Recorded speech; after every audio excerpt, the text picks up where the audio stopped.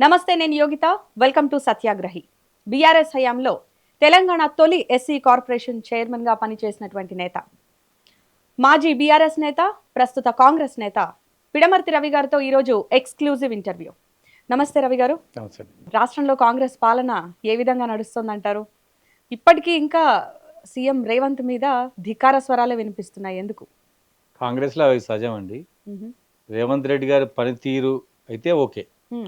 ఆయన చాలా ఒక్కడే 10 మంది మంత్రులలో ఉన్న మంత్రులలో యాక్టివ్గా పనిచేస్తుండు. మంత్రులు కూడా బాగా పనిచేస్తారు, కానీ సీఎం కదా, సమానంలో ప్రథముడు కాబట్టి ఇంకా ఆయన ఎక్కువ పనిచేస్తుంది. ఫస్ట్ మీరు ఆయన పాలన అయితే ఓకే అన్నారు. నిజంగా ఓకే ఓకేనే ఉందనుకోవచ్చా? ఓకే అంటే ఇంకా ఈ మధ్యకాలంలో అప్పట్లో అనుకుందరు, కానీ ఎప్పుడైతే రైతులకు డబ్బులు పడినాయో, తర్వాత సన్నబియ్యం పథకం ప్రవేశపెట్టినరో కాంగ్రెస్ మీద పాజిటివ్ టాకే వచ్చింది. సో ఇప్పుడు ఎలక్షన్లకు పోతే చాలా ఈజీగా ఉంటుంది కాంగ్రెస్ పార్టీ. అయితే రాజగోపాల్ రెడ్డి లాంటి వాళ్ళు ఇంకా పార్టీకి వ్యతిరేకంగానే మాట్లాడుతున్నారు. రేవంత్ రెడ్డి కూడా ఓ రకంగా వ్యతిరేకంగానే మాట్లాడుతున్న పరిస్థితి. ఎందుకని పార్టీ ఆయనకి ఇచ్చిన హామీ ఇప్పటికీ నెరవేర్చలేకపోతుంది? కేవలం కులం వల్లనేనండి. ఎప్పటికీ రెడ్డిస్ ఎక్కువైపోయిండ్రు. రాజగోపాల్ రెడ్డి లాంటి లీడరు నల్గొండ జిల్లాకు చాలా అవసరం. కాకపోతే ఆయనకు వచ్చిన సమస్యల్లా వాళ్ళ ఇంట్లో ఒక ఆయన ఉండడం, తర్వాత రెడ్డిస్ ఎక్కువ కావడం వల్లనే. లేకపోతే మినిస్టర్ పదవికి ఆయన అర్హుడే. బ్యాళ్ళకి ఏంటంటే మొదటి విడతలో ఇస్తే అయిపోయేది ఉండే. ఇప్పుడు రెడ్డిస్ ఎక్కువ అయిపోయేసరికి రెడ్డిస్ ఎక్కువైంది కదా అంటుంది. దానివల్లనే రాజగోపాల్ రెడ్డి గారికి ఆగిపోతుంది. రాజగోపాల్ రెడ్డి గారికి అధిష్టానం ఇచ్చినటువంటి హామీ కూడా నెరవేరిస్తే చాలా మంచిది. ఎందుకంటే అటువంటి లీడరు ఆ జిల్లాకు చాలా అవసరం. కాకపోతే ఇంకా కొంతమంది ఆంధ్ర పెట్టుబడిదారుల చేతుల్లోనే రేవంత్ సర్కార్ నడుస్తుందనేటువంటి తీవ్ర వ్యాఖ్యలు దేనికి సంకేతం అనుకోవాలి? లేదండి, ఇప్పుడు ఆంధ్ర వాళ్ళ అంతగానో కేసీఆర్ టైంలోనే ఎక్కువ ఉండేవాళ్ళు. క్రమక్రమంగా వాళ్ళు తగ్గిపోయినరు. రాజగోపాల్ రెడ్డి గారు ఆ బాధలో ఉంటాడు కోపంలో, కానీ అదేం కాదు. రేవంత్ రెడ్డి గారు కేసీఆర్ కన్నా తక్కువ మంది, అంటే ఇంటర్నేషనల్ కాంట్రాక్టులు వాళ్ళు ఎవరైనా ఉన్నారేమో, కానీ తక్కువ మందిని ఆయన అంతే ఆంధ్ర వాళ్ళని దగ్గర రానిచ్చే వ్యక్తి ఏం కాదు ఆయన. ఇప్పుడు మీలాంటి వాళ్ళు మార్వాడీల ఉద్యమం అంటూ దానికి సంబంధించి ముందుకు రావడం, మార్వాడీలకు సంబంధించి ఆ వ్యాపారాల గురించి, అంటే ఎవరైనా ఎక్కడికైనా వెళ్ళి వ్యాపారం చేసుకోవచ్చు, ఆ ఫ్రీడమ్ ఉన్నప్పుడు ఎందుకు ఇలాంటివంటివి ఏమన్నా డైవర్షన్ పాలిటిక్స్ అనుకోవాలా? అట్లేం లేదండి. ఇప్పుడు చాలా ఉద్యమాలు జరుగుతూ ఉంటాయి. సో మొన్నటి వరకు 42% రిజర్వేషన్ మీద జరిగింది. ఏప్రిల్ వర్గీకరణ ఉద్యమం జరిగింది. ఇక్కడ అంతా ఈ ప్రాంతాలలో ఒకరి ఆధిపత్యాన్ని కానీ వాళ్ళకు వచ్చినటువంటి సెల్ఫ్ రెస్పెక్ట్ మీద ఉద్యమాలు జరుగుతూ ఉంటాయి. దానిలో భాగమే మార్వాడి గో బ్యాక్ మూమెంట్ కూడా. ఎందుకంటే వాళ్ళ ఆధిపత్యం ఎక్కువైపోయింది. దాంతోపాటు డబ్బు ఉంది, వాళ్ళ దగ్గర అహంకారం ఉంది. ఇక్కడ ఉన్నటువంటి తెలుగు వాళ్ళని సెకండ్ సిటిజన్లకు చూడడం, హిందీలోనే మాట్లాడడం, అవహేళన చేయడం, ఇక్కడ బతుక్కుంటూ ఇక్కడి ఆచార వ్యవహారాలకు దూరంగా ఉండటం, ఈ సమాజంతో కలవకుండా ఉండడం, దానివల్ల స్పందించిన తెలంగాణ సమాజం మార్వాడి గో బ్యాక్ ఉద్యమాన్ని తీసుకున్నారు. కాకపోతే కాంగ్రెస్ పార్టీ వచ్చిన తర్వాత అటు కేటీఆర్ ఈ కార్ రేస్ అన్నారు, మళ్ళీ కాళేశ్వరం అన్నారు, ఇప్పుడేమో ఈ మార్వాడీలు అంటున్నారు. అంటే ఒకటి కాకపోతే ఒకటి ఇలాంటి ఇష్యూ బేస్డేనా? ప్రజలకు ఏం చేసేది ఆ అవకాశం ఏం లేదా? పార్టీ దాని మీద చిత్తశుద్ధితో లేదా? ఖచ్చితంగా చిత్తశుద్ధితోనే ఉంటుందండి. వారికి ముందు జరిగినటువంటి గవర్నమెంట్ జరిగిన అవకతవకల పైన, అవినీతి పైన వచ్చిన గవర్నమెంట్ ఖచ్చితంగా వాటి మీద విచారణ చేస్తుంది. కొన్ని డబ్బులు కాదు కదా, అటువంటిప్పుడు వాటి మీద విచారణ జరగకుండా ఎట్లా ఉంటుందండి? ఆ డబ్బులన్నీ తీసి అటాచ్ చేయాలి కదా గవర్నమెంట్కు. నిజంగా ఈడీకి అటాచ్ చేస్తే ఈడీ చేయాల్సిందే ఆ పని. లేకపోతే గవర్నమెంట్ చాలా నష్టపోతుంది కదా. ప్రజలకు చెందవలసినటువంటి డబ్బులన్నీ కూడా వ్యక్తులు తింటే ఎట్లా? అందుకోసం గవర్నమెంట్ ఎంక్వైరీ చేస్తుంది వచ్చిన వాటి మీద. ఇక మీరు టీఎస్జేఎస్సీ చైర్మన్గా పనిచేశారు అండ్ తెలంగాణ తొలి ఎస్సీ కార్పొరేషన్ చైర్మన్గా పనిచేశారు. బీఆర్ఎస్తో మీకు చాలా మంచి అసోసియేషన్ ఉండే. సో మీరు ఎందుకని చెప్పి ఇటు బీఆర్ఎస్ నుంచి కాంగ్రెస్లోకి వెళ్లాల్సి వచ్చింది? ఇప్పుడు ఒకటేనండి, ఒకే ఒక కారణం మారడానికి. నా ప్లేస్లో నేను అతని మీద ఓడిపోయినా, నేను ఉండంగా అతన్ని టీఆర్ఎస్ పార్టీలోకి తీసుకొచ్చినాక నేను ఎట్లుంటా అనుకున్నాడండి కేసీఆర్ కన్నా నేనేం తక్కువ చేయలేదు తెలంగాణ ఉద్యమం.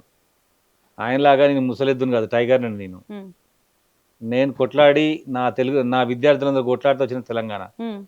నన్నే నా కళ్ళ ముంగటనే నా మెడకాయ కోస్తున్నట్టే నేను ఎట్లుంటా? ఉమ్, అందుకోసమే నేను నిశ్చయించుకున్నా. ఏనాడైతే నా మీద గెలిచిన పార్టీలో తీసుకొచ్చిందో ఆ రోజు నుంచి పార్టీ నుంచి బయటికి పోవాలనుకున్నా. ఉమ్. క్రమక్రమంగా పొంగులేటి శ్రీనివాసరెడ్డి గారు చాలామంది బ్యాచ్ అందరం వన్ సైడ్ అయిపోయి సమయం వచ్చినప్పుడు మేము పార్టీ మారిపోయాం. అంటే ఇంకొకరు పార్టీలో జాయిన్ అయితే అది మీ పార్టీకే అసెట్ కదా, అట్లా అనుకోలేదా మీరు? అట్లా సౌట్ అవుతుందండి. నేను నన్ను కథం చేసి ఉమ్, ఆ వచ్చిన అతను సమైక్యవాది టీడీపీ పార్టీ ఉమ్, నా మీద గెలిచిన వ్యక్తి, కేసీఆర్ ప్రభుత్వాన్ని కూలగొట్టాలని డబ్బులు సంచులు పట్టుకొని తిరిగిన వ్యక్తి. నువ్వు ఆయన ఎట్లా తీసుకొస్తావండి? అంటే నీకు ఏం విలువలు లేవు. ఉమ్, కుటుంబానికి ఒక లెక్క, నీ బిడ్డ కూతురికి ఒక లెక్క, మందికి ఒక లెక్క. ఉమ్, అంటే ఎప్పటికైనా నువ్వు కుటుంబానికి సంబంధించిన వ్యక్తివే, ప్రజానాయకుడి కాదు, నువ్వు మార్గదర్శి కాదు మాకు. అటువంటిప్పుడు నీ దగ్గర ఉండి రాజకీయం నేర్చుకునేది ఏమున్నది? ఉమ్. నీకు శిల్ప డబ్బా కొట్టడం తప్ప. అయితే మీతో పాటు ఏదైతే బాల్క సుమన్ కానీ గాదరి కిషోర్ కానీ మీరంతా కూడా ఉద్యమం టైం నుంచి ఉన్నవాళ్ళు, ఆ, పార్టీలో మీకు చాలా పరిణామాలు తెలుసు, అన్ని దగ్గర నుంచి చూసిన వారు.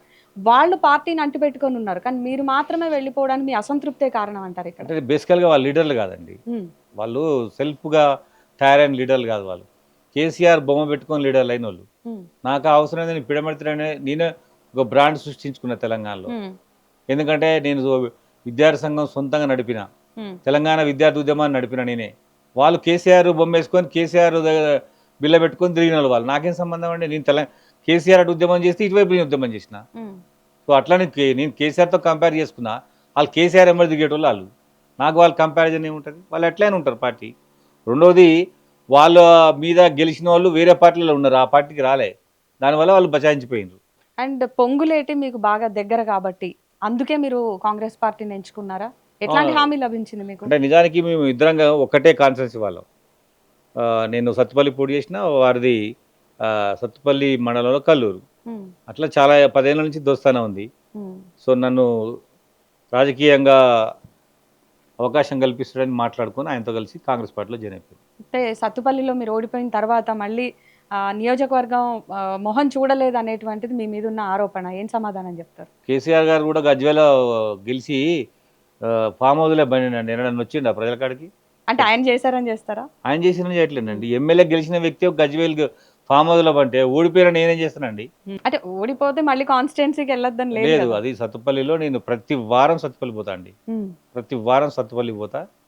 దాంతోపాటుగా తెలంగాణ మొత్తం తిరుగుతాను నేను. ఉమ్, తెలంగాణ మొత్తం తిరిగే క్రమంలోనే ఉమ్. ఈ మార్వాడి ఆధిపత్యానికి వ్యతిరేకంగా ఉద్యమం ప్రారంభించిన. సో ఓటమి నుంచి మీరు ఎలాంటి పాఠాలు నేర్చుకున్నారు? చాలా పాఠాలు. పార్టీలో ఉన్న వాళ్ళు పార్టీ వ్యక్తిని కట్టప్పలను పుడిచినట్టు పోవడం నేను గమనించిన. ఉమ్. నా ఎమ్మడి దిగిన వాళ్ళు ఎవరు కూడా నాకు ఓటేయమని చెప్పలేదు. సో కాంగ్రెస్ పార్టీలో అలాంటి కట్టప్పలు లేరంటారా? అంటే కాంగ్రెస్ పార్టీ నాకు ఇంకా టికెట్ ఇవ్వలేదు కాబట్టి దాన్ని నేను ఇంకా గమనించలేదు. టీఆర్ఎస్ పార్టీలో మాత్రం కట్టప్పలు ఎక్కువ. సో మెయిన్ కట్టప్పలు ఆ పేర్లు కొన్ని చెప్తారా? ఎవరండి? ఎవరు టీఆర్ఎస్ లో అసలు కట్టప్పలు ఎవరు? టీఆర్ఎస్ కట్టప్ప అంటే హరీష్ రావు, ఉమ్, కేటీఆర్, వాళ్ళిద్దరే కట్టప్పలు. అందరిని చంపేస్తారు వాళ్ళు. ఉమ్, ఎవరిని ఉండనివ్వరు పార్టీలో. వాళ్ళకు దగ్గరికి రానివ్వరు, వాళ్ళ స్థాయి ఎవరికి రానివ్వరు. వాళ్ళకు బానిసలాగా ఉండాలి అందరూ. ఉమ్. అట్లాంటి వాళ్ళు ఉంచుకుంటారు, వాళ్ళ చెంచాలని అట్లాంటి వాళ్ళు ఉంచుకుంటారు. సో తెలంగాణ సమాజం ఎవరి ఆధిపత్యాన్ని ఒప్పుకోదని చెప్పేసి నిన్న మీరు చేసిన వ్యాఖ్యలను ఎలా చూడాలి? అంటే నిజంగా ఇక్కడ చాలా ఎక్కువ సెల్ఫ్ రెస్పెక్ట్ ఉన్నట్టు వాళ్ళండి. ఇప్పుడు మీరు ఎప్పటి నుంచి చూడండి, 50 తర్వాత చూడండి, 50కి ముందు రజాకార్లకు వ్యతిరేకంగా ఇక్కడ తెలంగాణ సమాజం అంతా తిరుగుబాటు చేసింది. ఉమ్, ఆ తర్వాత నక్సలైట్ ఉద్యమం వచ్చింది. తెలంగాణ సాయుధ పోరాటం ఉండే. అదేవిధంగా కమ్యూనిస్టులు ఎక్కువ మంది ఉండే ఇక్కడ తెలంగాణలో. ఇదో మరో తెలంగాణ ఉద్యమం అండి. ఇక మార్వాడి గోబ్యాక్ మీరు అనుకుంటారా అని ప్రజలలో అంత వ్యతిరేకత ఉంది వాళ్ళ మీద.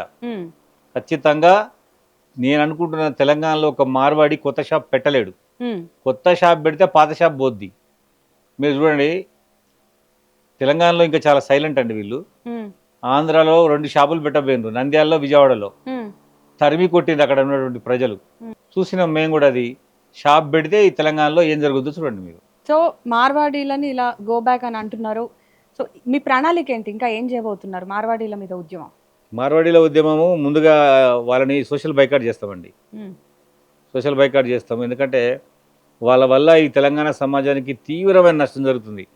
ఆరోగ్య సమస్యలు, ఉమ్, ఆర్థిక సమస్యలు, మౌలికంగా సెల్ఫ్ రెస్పెక్ట్ సంబంధించి మీరు నల్లగుంటారు, మీకు తెలుగు రాదు, ఉమ్, మీకు వ్యాపారం రాదు, మీకు బట్టలు కట్టుకోవడం రాదు, మీరు కూర వండుకోలేరు, మీరు ఆ లెవెల్లో మనని కించపరుస్తూ ఉన్నారు. అసలు తెలంగాణ సమాజంలో ఎవరు పని చేయలేదు అంటారు. మరి పని చేయంది చార్మినార్ ఎట్ట కట్టిండ్రు, గోల్కొండ ఎట్ట కట్టిండ్రు, అసెంబ్లీ ఎట్లా కట్టిండ్రు, పాత సెక్రటరీ ఎట్లా కట్టిండ్రు. ప్రపంచంలోనే ఇప్పుడు 500 ఏళ్ల నుంచి ఉన్న చార్మినార్ ఘట్టంగా నిజాం గవర్నమెంట్ దగ్గర ఉండి ఆయనకు బానిసల్లాగా పనిచేసి తెలంగాణ సాయుధ పోరాటంలో సైలెంట్గా ఉన్నారు వీళ్ళు. తెలంగాణ సాయుధ పోరాటం జరుగుతుంటే వీళ్ళంతా నిజాం కొమ్ము కాసిన వాళ్ళు, వీళ్ళు వ్యాపారం కోసం. వాళ్ళనే ఇవాళ బీజేపీ పార్టీ ప్రైడ్ చేస్తుంది. వీళ్ళు మంచోళ్ళు, మనతోటి ఎప్పుడో సహజీవనం అంటే మనతో కలిసిపోయి ఉన్నారు వీళ్ళు, మనలో ఒకళ్ళు వీళ్ళు అని మాట్లాడుతూ ఉన్నారు. మరి మనతో ఒకళ్ళు వీలైనప్పుడు ఎందుకు నిజాం వ్యతిరేకంగా కొట్లాడలేదు, ఎందుకు నక్సలైట్ ఉద్యమం లేరు, ఎందుకు తెలంగాణ ఉద్యమం లేరు, ఎందుకు బోనం ఎత్తరు, ఎందుకు బతుకమ్మ ఆడరు?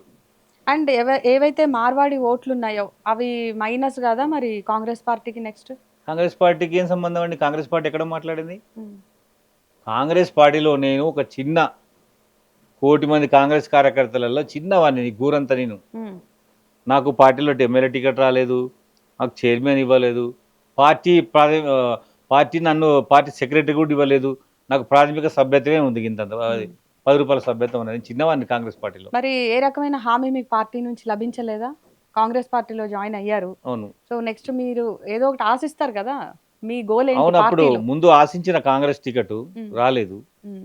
సో భవిష్యత్తులో ఇంకా చూద్దాం ఏముందో అవకాశం. సో సత్తుపల్లి తర్వాత ఈ కంటోన్మెంట్ సీట్ కూడా మీరు ఆశించినట్టున్నారు. కంటోన్మెంట్ సీట్ ఆశించిన, కానీ సేమ్ టైంకి మన గద్దరన్న చనిపోవడంతో పార్టీ ఆయన బిడ్డకి ఇచ్చింది టికెట్.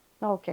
అండ్ మరో సీనియర్ నేత భట్టి విక్రమార్క గారితో మీకు వైరం అనేది అటు రాజకీయ కారణాలేనా, ఏదన్నా వేరే కారణాలు ఉన్నాయా? నాకు ఆయనతో ఏమీ వైరుధ్యం లేదండి. ఒక విషయంలో ఆయనతో అంటే మేము విభేదించింది కూడా ఏం లేదు. తెలంగాణలో వారి సామాజిక వర్గం చాలా చిన్నది. సో అక్కడ మాదిగలకి టికెట్ ఇవ్వాలన్నది మా డిమాండ్. అంతకుమించి ఆయనతో మనకి విభేదం లేదు. సో అది బయటికి అట్లా ప్రొజెక్ట్ అవ్వడానికి రీజన్ ఏంటి? ఎందుకు అయ్యి ఉంటుంది అంటారు? మరి నాకు కూడా అర్థం కావట్లేదు. నేను బట్టి అనేటైనా కాంగ్రెస్ పార్టీలో చాలా పెద్ద సీనియర్ లీడర్. ఆయన ఉండేది మధిర కాన్ఫరెన్స్లో, నేను ఉండేది సత్తుపల్లి కాన్ఫరెన్స్లో.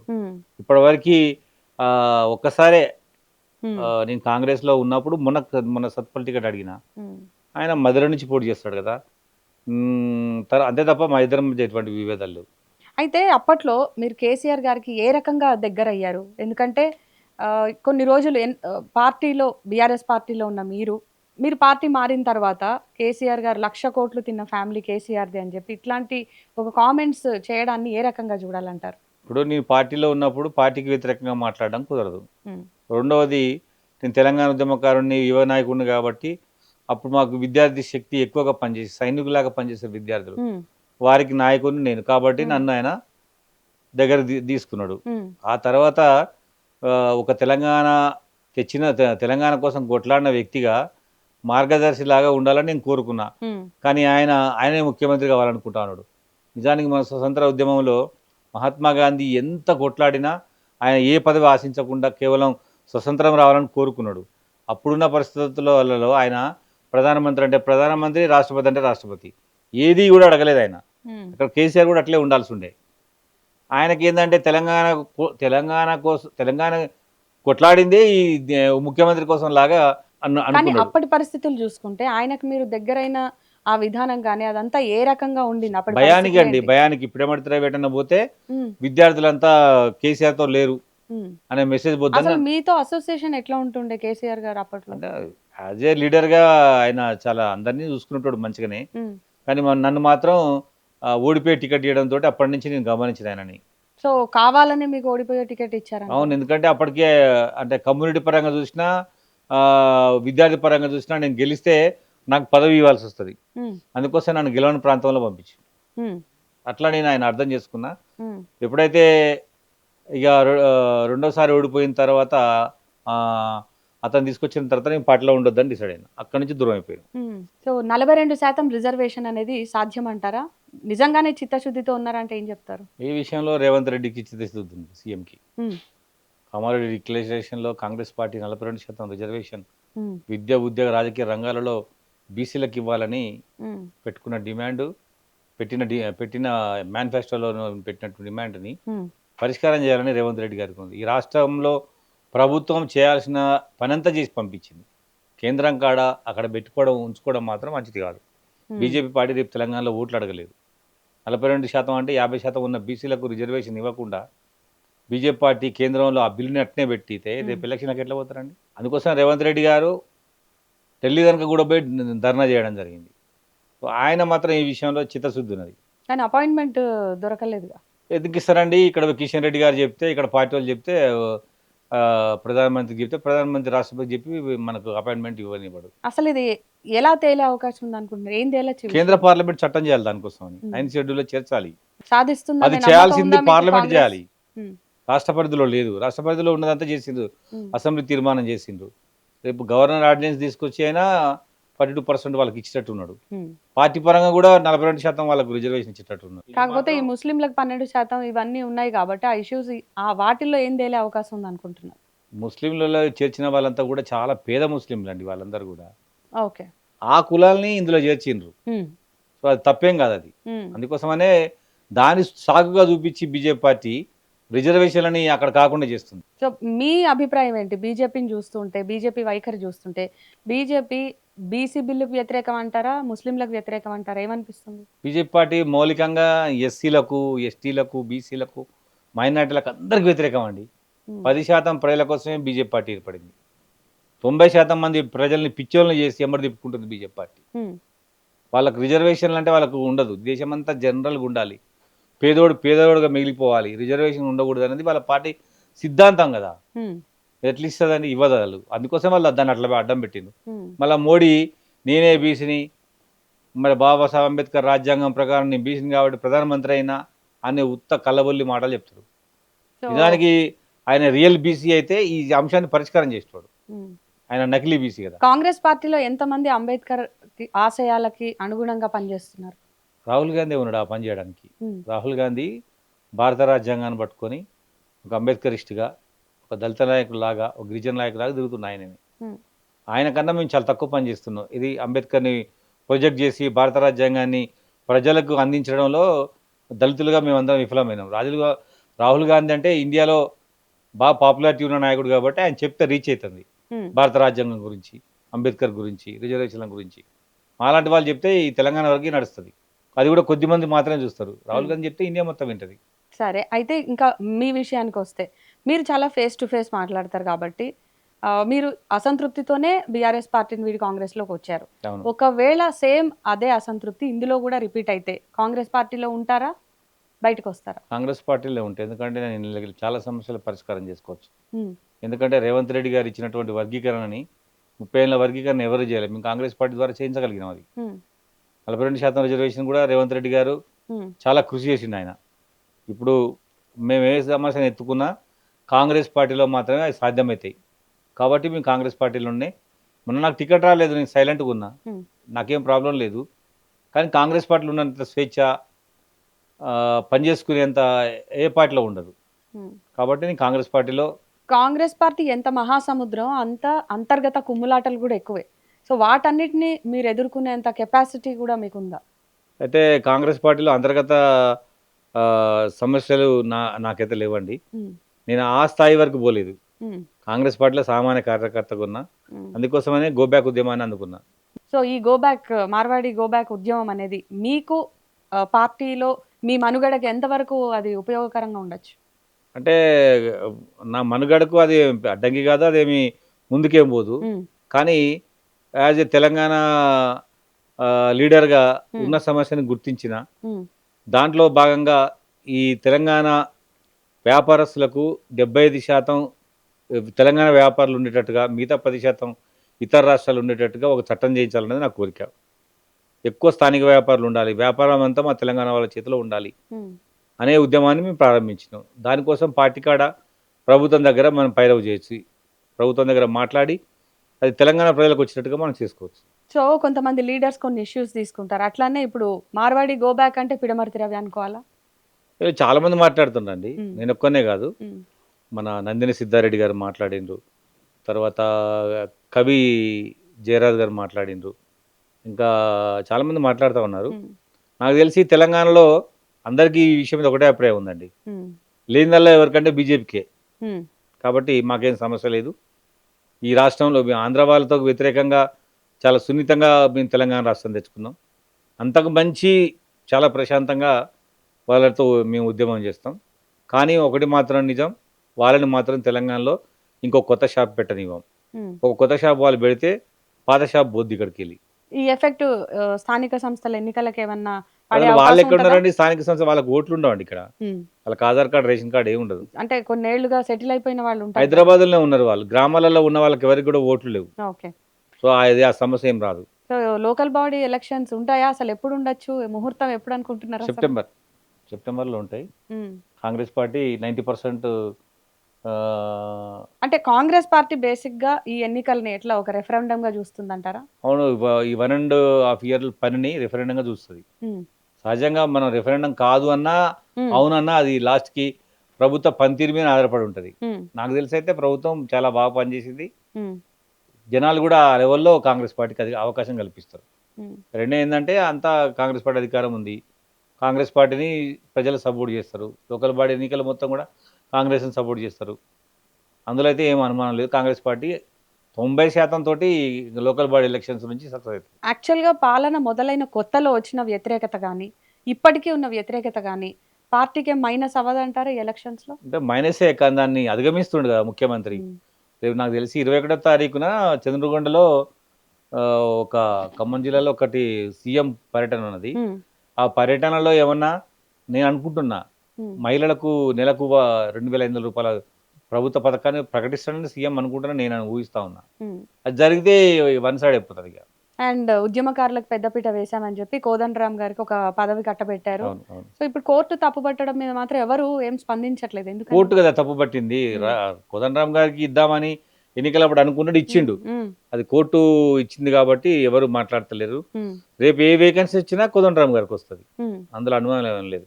కోదండరామ్ గారికి ఇచ్చిన మాట నిలబెట్టుకుంటాడు రేవంత్ రెడ్డి గారు. సో ఇంకా కొన్ని కార్పొరేషన్స్ కి రేవంత్ గవర్నమెంట్ వచ్చిన తర్వాత కొన్ని కార్పొరేషన్స్ కి చైర్మన్స్ ని ప్రకటించలేదు. అవును. సో మీరు కూడా కార్పొరేషన్స్ చైర్మన్ రేస్ లో ఏమైనా ఉన్నారా? రేసులో ఉన్న అవకాశం ఉంది. దసరా లోపు అనుకుంటున్నాం. ఇంకా మీకు తెలుసు గురుకులాల పరిస్థితి రాష్ట్రంలో ప్రస్తుతం ఎంత దారుణంగా తయారైందో. సుమారు 100 మందికి పైగా పిల్లలు చనిపోయినారని తెలుస్తుంది. సో మీ కామెంట్ ఏంటి దీనికి సంబంధించి? ఎట్లా చూస్తారు? ఈ ప్రభుత్వం ఎందుకు ఇంత పగబట్టినట్టు చేస్తుంది? అంటే ఒక మహాయజ్ఞం లాగా గతంలో ఉన్నటువంటి ప్రభుత్వం కేసీఆర్ గారు గురుకులాలకు సంబంధించి చాలా చర్యలు తీసుకుంటే ఎందుకు ఈయన పట్టించుకోవట్లేదు అంటారు? ఏమంటే ఒక ముఖ్యమంత్రి గారికి ఎస్సీ హాస్టల్ పిల్లల గురుకులాల హాస్టల్ పిల్లల మీద కోపం ఉంటుందండి. ఏదో సమన్వయ లోపం తప్ప ఆయన కోపం కదా, అంటే అదే ఆ సమన్వయ లోపమే ఎందుకు వచ్చింది? ఏది జరిగి ఉంటుందో ముఖ్యమంత్రి గారి దృష్టికి తీసుకుపోతారు తప్పకుండా దీన్ని. అంటే మీకున్న నాలెడ్జ్ ప్రకారం ఏం జరుగుతుంది అంటారు అసలు లోపల? అంటే అక్కడ ఈ సీజనల్ వ్యాధులండి, అదొకటి. కొద్దిగా ఏమన్నా ఫుడ్ మంచిది లేకపోవడం కావచ్చు. అవన్నిటి మీద మేము ముఖ్యమంత్రి గారికి ఖచ్చితంగా రిప్రజెంట్ చేస్తాం. సో ఇంకా ఈ ఇష్యూస్కి సంబంధించి ఏదైతే ఫోన్ ట్యాపింగ్ అందుకున్నారు మీ పార్టీ, తర్వాత ఈ కార్ రేస్ కానీ, ఇప్పుడు ఈ మార్వాడీలు కానీ, మొన్నటి వరకు కాళేశ్వరం కానీ, ఇలా కేవలం అంటే ఒక ఇష్యూ బేస్డ్గానే రాజకీయం చేస్తారా, ప్రజలకేం చేయరా అనే వాళ్ళ ఆరోపణలను కూడా మీరు ఎలా తిప్పికొడతారు? కాళేశ్వరం ప్రాజెక్టు, కార్ రేసు కానీ ఇవి రెండు అవినీతికి సంబంధించినవి. టెలిఫోను స్కామ్కు, టెలిఫోన్ ట్యాపింగ్ సంబంధించి అది అనైతిక వ్యవహారం. దానికిను మార్వాడి గోప్యాక్ ఉద్యమానికి సంబంధమే లేదు. అవన్నీ కూడా టీఆర్ఎస్ పార్టీ అధికారంలో ఉన్నప్పుడు చేసిన స్కాములు. ఫోన్ ట్యాపింగ్ అనేది అది అనైతికము. అది ఆ మూడు పార్టీలకు వర్తిస్తుంది. ఆ మూడు కూడా టీఆర్ఎస్ పార్టీకి వర్తిస్తుంది. మార్వాడి గోప్యాక్ అనేది ప్రజల ఉద్యమం. అది ప్రజలు చేస్తారా, ప్రజలు వదిలేస్తారా, ప్రజలు మార్వాడిలతో సహజీవనం చేస్తారా, ప్రజలు మార్వాడిని తరుముతారు అనేది రేపు చూసుకుందాం. సో కాంగ్రెస్ పార్టీలోకి వచ్చిన తర్వాత పిడమర్తి రవి గారికి ఎప్పుడైనా సరే అనవసరంగా పార్టీ మారానే అనే భావన ఎప్పుడైనా కలిగిందా? అది కాంగ్రెస్ పార్టీ అధికారంలో రాకపోతే అనుకుందాం. కాంగ్రెస్ పార్టీ వచ్చినప్పుడు గెలిచింది కదా. సో నా నిర్ణయం కరెక్ట్ కదా, అందుకోసం నేను ఏం బాధపడలేదు. బట్ ఎంత గెలిచిన పార్టీలో ఉన్నా అసంతృప్తులకు కుదవలేదు ఎందులోనూ, అందుకని అడుగుతున్నా. ఇప్పుడు విజయశాంతి గారు చూడండి ఏ విధంగా పైకి వచ్చిండ్రు. ఆమె ఎన్నికలప్పుడు కాంగ్రెస్ పార్టీ ఎన్నికల ముందు కాంగ్రెస్ పార్టీలో జాయిన్ అయింది. పార్టీకి ప్రచారం చేసింది. ఆ తర్వాత సైలెంట్గా ఉంది. పార్టీ పిలిచి ఆమెకి ఎమ్మెల్సీ ఇచ్చింది. ఉమ్. అద్దంకి దయాకర్ 10 ఏళ్ల పాటు కాంగ్రెస్ తరఫున కొట్లాడిండు, ఎమ్మెల్సీ ఇచ్చింది. అట్లా అవకాశాలు వస్తూ ఉంటాయి, మనం ఏం బాధపడాల్సిన అవసరం ఏం లేదు. సో ఒక్కసారి బ్యాక్ అంటే మీరున్నప్పుడు ఒక తెలంగాణ వచ్చిన తర్వాత తొలి ఎస్సీ కార్పొరేషన్ చైర్మన్గా పనిచేశారు. అప్పట్లో మీరు తీసుకున్న నిర్ణయాలు కానీ చర్యలు కానీ ఏంటి ఎస్సీ కార్పొరేషన్ చైర్మన్గా? అప్పటి వరకు యూనిట్ కాస్టు 6 లక్షలు ఉండేదండి. నేను దాన్ని 12 లక్షల రూపాయలు చేయించిన. 3 ఎకరాల భూమికి సంబంధించి 5,000 మందికి 15,000 ఎకరాలు కొనిచ్చినాం. 1,00,000 మందికి యువకులకు ట్రైనింగ్ ఇచ్చినామండి 4 ఇయర్స్లో. ఇవి నా అచీవ్మెంట్స్. సో ఇప్పుడు మీరు ఒక పార్టీ సామాన్య కార్యకర్తగానే కాకుండా మీరు పర్సనల్గా ఎట్లాంటి సేవా కార్యక్రమాలు చేస్తున్నారు? అండ్ మీరు ఎక్కడి నుంచి నెక్స్ట్ పోటీ చేద్దాం అనుకుంటున్నారు? నేను సామాజిక కార్యక్రమాలు చేయనండి. ఉమ్, నేను మూమెంట్ మీదనే ఉంటాయి. నేను బహుజన్ సమాజ్ పార్టీలో ఉన్నప్పుడు తెలంగాణ ఉద్యమం చేసినాను. అట్లనే నేను టీఆర్ఎస్ పార్టీలో ఉన్నప్పుడు వర్గీకరణ ఉద్యమం చేసిన. ఉమ్.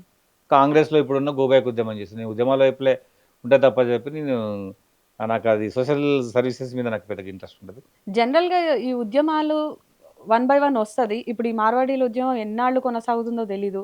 మరి నెక్స్ట్ ఏం ఉద్యమం రావచ్చు అనుకుంటున్నారు మీరు? మీ ఫోకస్ దేని మీద ఉండొచ్చు? నేను ప్రస్తుతానికైతే మార్వాడి గోబ్యాక్ మీదనే ఉన్నా. ఉమ్. సో చూద్దాం ఏం జరుగుద్దో. ఎస్సీ రిజర్వేషన్ల పెంపు కోసం ఉద్యమం చేయాలనుకుంటున్నాను. పొలిటికల్గా మీ గోల్ ఏంటి అంటే ఏం చెప్తారు? మరి అట్లేం లేదండి, జీవితంలో ఒకసారి ఎమ్మెల్యే కావాలి అంతే. పోటీ సత్తుపల్లి నుంచే. పోటీ సత్తుపల్లి నుంచే. ఎక్కడ పోగొట్టుకున్నాం అక్కడే రాబట్టుకోవాలని. చాలా పోగొట్టుకున్నాండి. హీరో లాంటి నన్ను జీరో చేసిరు వాళ్ళు. ఉమ్. మళ్ళీ వాళ్ళే హీరో చేయాలి. ఆర్థికంగా పూల కూడా అమ్మిన కాడనే పోగొట్టుకున్నారా? కట్లమ్మినట్టు అయింది. ఆర్థికంగా కూడా పోగొట్టుకున్నారా? అధికంగా చాలా నష్టపోయినా. ఉమ్. సత్తుపల్లినే నేను అంత పోగొట్టున ఆన్నే ఎత్తుకుంటా. ఉమ్. అడిగే పోతా వాళ్ళని అడుగుతా. మరి పర్సనల్ గోల్ ఏంటి? అదొక్కటే, ఎమ్మెల్యే కావాలి అంతే తప్ప నాకు డబ్బులు సంపాదించాలని పెద్ద కోరిక లేదు. ఉమ్. జీవితంలో ఒకసారి ఎమ్మెల్యే కావాలి అంతే నా లక్ష్యం.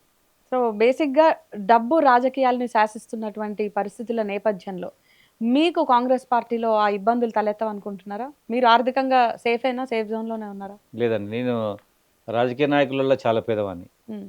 అయితే ఈ రాష్ట్రంలో ఉన్నటువంటి ఎస్సీ ఎస్టీ సీట్లలో ఉన్న అభ్యర్థులు కొంతమంది బీసీ అభ్యర్థులు కావచ్చు, కొంతమంది ఓసీ అభ్యర్థులు కావచ్చు. వాళ్ళు ఎన్నికల్లో డబ్బులు ఖర్చు పెట్టేంత ఎవరి దగ్గర ఉండదండి. సో అప్పటికి ఎవరైనా పొంగులేటి శ్రీరణ లాంటి వాళ్ళు మనకేమైనా సాయం చేస్తే తప్ప మనం ఎన్నికల్లో నిలబడలేము. ఉమ్.